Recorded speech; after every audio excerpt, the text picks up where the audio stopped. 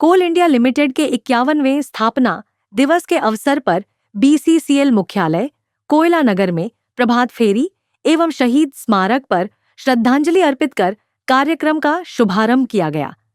इस अवसर पर निदेशक मानव संसाधन श्री मुरली कृष्ण रमैया और निदेशक तकनीकी श्री संजय कुमार सिन्हा सहित वरिष्ठ अधिकारियों एवं कर्मचारियों ने वीर शहीदों को नमन किया।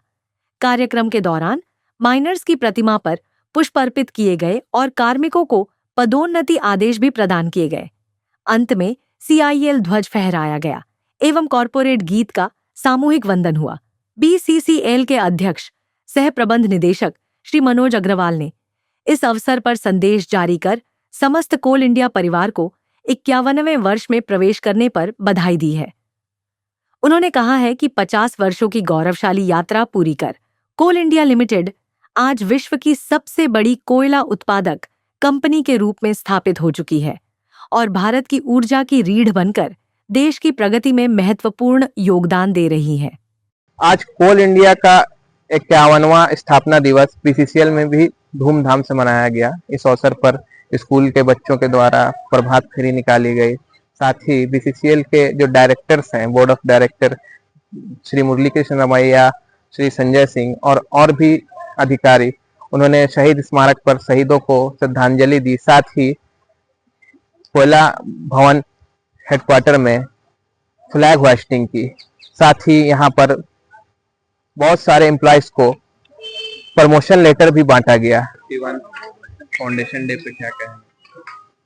सबसे प्रथम सभी को कोल इंडिया स्थापना दिवस की हार्दिक शुभकामनाएं। मेरे कोल कर्मी 32,118 जो मेरे एम्प्लॉयज हैं, सबको कोल इंडिया की स्थापना दिवस पर ढेर सारी शुभकामनाएं। हम लोग आगे बढ़ रहे हैं।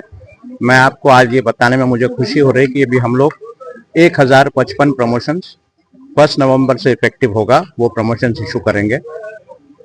इसी के पहले हम लोगों ने बोर्ड में अनाउंस किया था, हमारे सीएमडी साहब ने, कि हम लोग 200 माइनिंग सरदार, 100 इलेक्ट्रिकल सुपरवाइजर, 100 ओवरमैन और 30 सर्वेयर, 430 बहाली करेंगे बाहर से। जो ओपन रिक्रूटमेंट होगा वो करेंगे और उसकी प्रतिक्रिया शुरू हो चुकी है।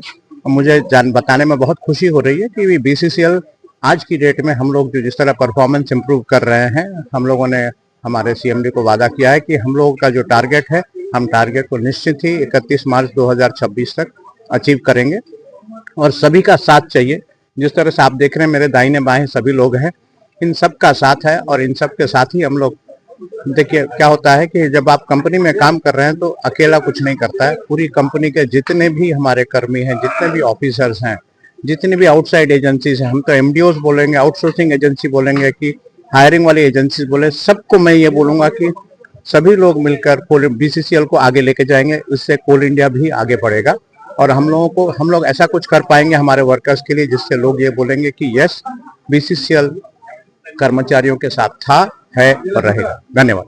हमारे साथ हैं Dev Kumar Verma, marketing and purchase department में अधिकारी हैं बीसीसीएल के, और इनका पाठशाला स्कूल जो है वो यही चलाते हैं, जहां निःशुल्क बच्चों को शिक्षा मिलती है। आइए कोल इंडिया के स्थापना दिवस के मौके पर क्या कहनी है जानते हैं देव कुमार वर्मा। हाँ, सबसे पहले तो सभी को, पूरे बीसीसीएल परिवार को, पूरे धनबाद के सभी लोगों को कोल इंडिया के 51st मतलब 91 स्थापना दिवस की हार्दिक शुभकामनाएं। और हम सब एक विकास के भागीदारी हैं यहाँ पे। हम सभी की एक जिम्मेदारी है कि हम धनबाद को और बीसीसीएल को आगे बढ़ाएं।